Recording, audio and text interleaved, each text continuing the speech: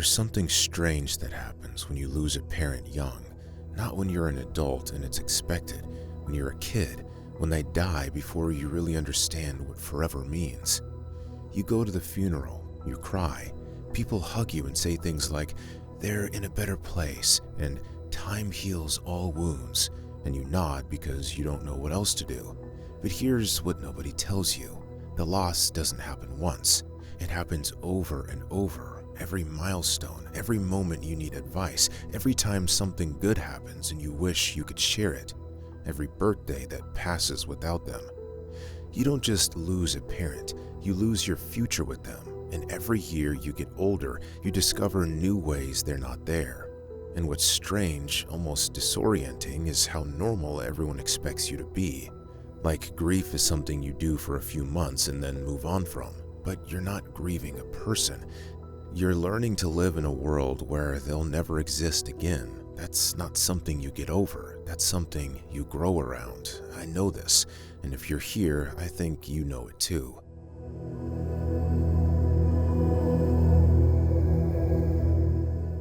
Losing a parent as a child isn't just sadness, it's a fundamental restructuring of how you understand the world. When you're young, your parents are the architecture of reality, their permanence, safety, the proof that tomorrow exists. And when one of them dies, that architecture collapses. You learn, earlier than you should, that nothing is guaranteed, that people you love can vanish, that the world is more fragile than anyone let on. Psychologists call this childhood bereavement. They study how it affects development, attachment, emotional regulation, and the research shows something interesting. Children who lose a parent don't just grieve differently than adults, they develop differently. Your brain was still forming when they died, still learning how relationships work, how to trust, how to handle fear. And when the most important relationship you had just ended, it changed the wiring, not in a "you're broken" way, in a "you adapted to impossible circumstances" way. I had a close friend whose mother died when he was 12, and for years afterward, he told me he thought the problem was that he wasn't sad enough. He went back to school a week later, did his homework, laughed at jokes. People would say, "You're so strong," and he'd feel like a fraud because he didn't feel strong. He felt numb, hollow, like he was watching his life from outside his body. It took him years to realize that wasn't him being cold, that was survival. His brain knew he couldn't afford to fall apart because there was still school, still responsibilities, still a life to live. So he just paused the grief, buried it, to let him function while the wound stayed open underneath. And maybe that's what you did too.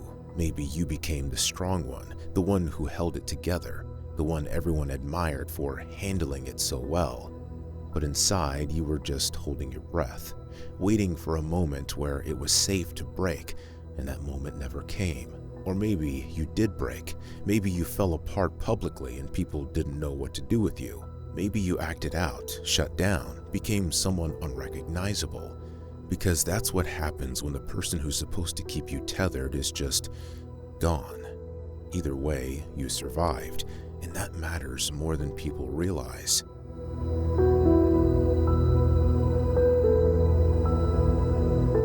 Here's what's strange about losing a parent young. Most people think the hardest part is the initial loss, the funeral, the first few months, but that's not it. The hardest part is the accumulation, the slow realization year after year of everything they're missing, everything you're experiencing without them. You're navigating life without their specific guidance. Everyone else gets to call their parent when they're facing a big decision, when they're scared, when they don't know what to do. You make your choices alone, or you lean on other people, but it's not the same, because they don't know you the way a parent knows you. They didn't see you grow. They don't have that history. So you're figuring out life with one less source of wisdom, one less person who's unconditionally invested in your well-being. For a boy who lost his mother, you're learning how to be a man without her softening the edges. Mothers teach sons that tenderness isn't weakness, that emotions aren't embarrassing, that being vulnerable doesn't make you less. but she's gone. So you learn masculinity from the men around you, and a lot of them taught you to be hard, stoic, to push things down. And now, years later, you struggle with intimacy because you never learned it's safe to be soft. You don't know how to let someone take care of you because the woman who was supposed to show you that is gone. For a girl who lost her father, you're learning about men without his example. Fathers teach daughters what they should expect from men, what respect looks like, what protection feels like, what it means when a man shows up, but he's gone. So you're figuring it out on your own, and sometimes that means you accept less than you deserve because you never learned what enough looks like. Or you become wary of men entirely, never fully trusting them, always braced for loss. You didn't get that foundational blueprint, so you're building on guesswork. You're celebrating milestones alone, graduation, your wedding, your first real job, your first child. These are moments parents are supposed to witness, moments where their pride matters, but they're not there, and everyone around you has their parents there. And you're happy, you're celebrating, but there's always this shadow, this awareness that the person who should be most proud will never know. It doesn't ruin the moment, but it changes it, makes it bittersweet in a way other people don't experience. You're holding questions you'll never get answered. When you're young and they die, you don't know what you need to ask yet. You don't think to ask about their childhood, their regrets, their love story, the things they wish they'd done differently, and now those stories are just gone. You're left with fragments, photos, memories that fade. But the full picture of who they were, you'll never have it, and the older you get, the more you realize how much you'll never know. But here's the thing nobody talks about. You also developed capacities most people never need to develop.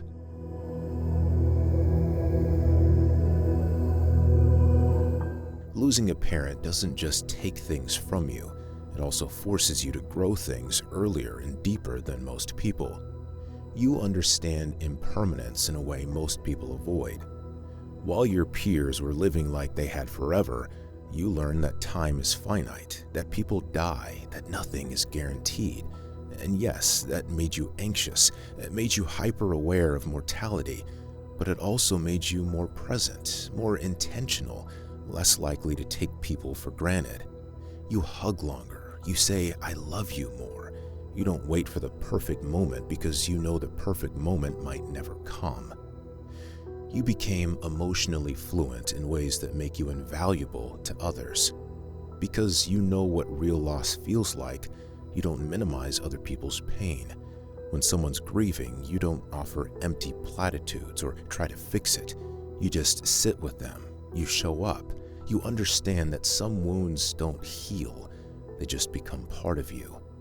And that makes you the person people turn to when they're breaking, not because you have answers, but because you have presence. You developed a resilience that's almost incomprehensible to others. You survived the worst thing a child can survive, losing a parent, and you kept going. You went to school, you did your homework, you participated in life even when life felt unbearable. That taught you something most people never learn. You can endure more than you think. While others crumble under pressure, you just handle it, not because you're stronger, because you've already survived worse. You learned independence earlier than you should have. Maybe your surviving parent was too grief-stricken to function. Maybe you had younger siblings to take care of. Maybe you just figured things out yourself because asking for help reminded everyone that your parent was gone. Either way, you became self-sufficient. And yes, that made you lonely, but it also made you capable, resourceful, someone who doesn't wait for rescue because you learned early that sometimes rescue doesn't come.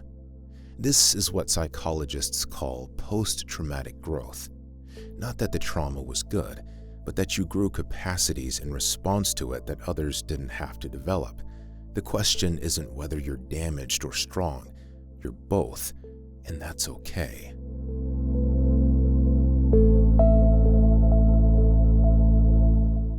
When you lose a parent young, you don't just develop one way of coping.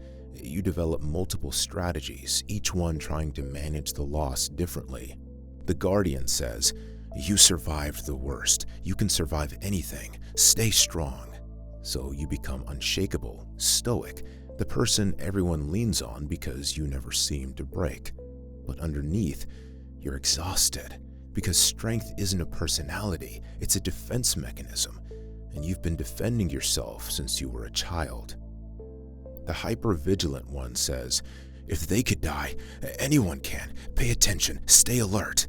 So you panic when someone's late, when they don't text back, when something feels off, not because you're dramatic, because you know that people can be fine one day and gone the next. You've lived it. So you check in constantly. You need reassurance, and people think you're clingy, but you're just traumatized. The guilty one whispers, "You're moving on. You're forgetting them. You're betraying them." So you feel guilty when you're happy, when you go days without thinking about them, when you laugh at something and realize they'll never laugh again. You worry that living fully means leaving them behind, so you keep one foot in the past just to prove you haven't forgotten. The seeker says, "Find them in other people. Find someone who fills that role." So you look for your parent in partners, friends, mentors. You're not just building relationships, you're trying to reconstruct what you lost. And it never quite works, because no one can be the person who died. They can only be themselves. The child says, "I just wanted more time. I just wanted to know them longer." And that voice, that's the one that never goes away, because it's true. You did want more time, and you didn't get it. And that's the grief that doesn't have a solution.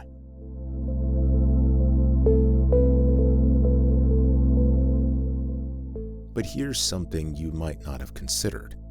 Your parents' death, as terrible as it was, gave you something most people don't have: clarity. You know without question that life is short, that people don't last forever, that the things we think are guaranteed, our parents being there, time to say what we need to say, tomorrow, they're not. Most people live like they have endless time. They put off calls, they assume there will be another chance, they take presents for granted. You don't. You can't, because you learn the hard way that someday might never come. And yes, that's painful. It makes you anxious. It makes you aware of loss in a way that feels heavy, but it also makes you awake. While other people are sleepwalking through life, distracted and disconnected, you're here, present, paying attention, because you know how quickly it all disappears. Your parent didn't want to die. They didn't want to miss your life. If they could have stayed, they would have. Their death wasn't about you. It wasn't your fault. It wasn't because you weren't enough. It was just life being unfair in the cruelest possible way. But you're still here, and you have a choice. You can keep living like you're waiting for them to come back, keeping everything frozen, feeling guilty for moving forward. Or you can live the life they didn't get to see. Not despite them being gone, but because they can't. They're not there to see you succeed, to celebrate with you, to be proud of you, but you're still allowed to succeed, to celebrate, to live fully. That's not betrayal. That's survival. That's honoring the time they give you by not wasting the time you still have.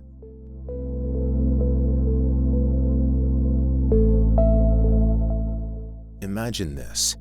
You're standing in a room full of photographs. Every picture is a moment with them, every memory you have. And you're holding one in your hand, the last clear memory you have of them alive.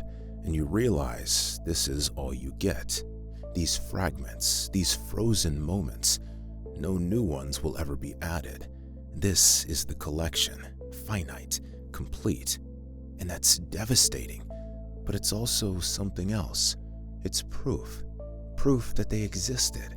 Proof that they mattered. Proof that their life had impact. You're the living evidence that they were here, that they were loved, that they shaped a person who's still walking, still trying, still here. Death took their body, but it didn't take their imprint on you. You're still their child. You always will be, even without them here. What is one thing you wish they could see you do now? Or the one thing you wish you'd said earlier? Just a word, a phrase, whatever's real. I'll read it.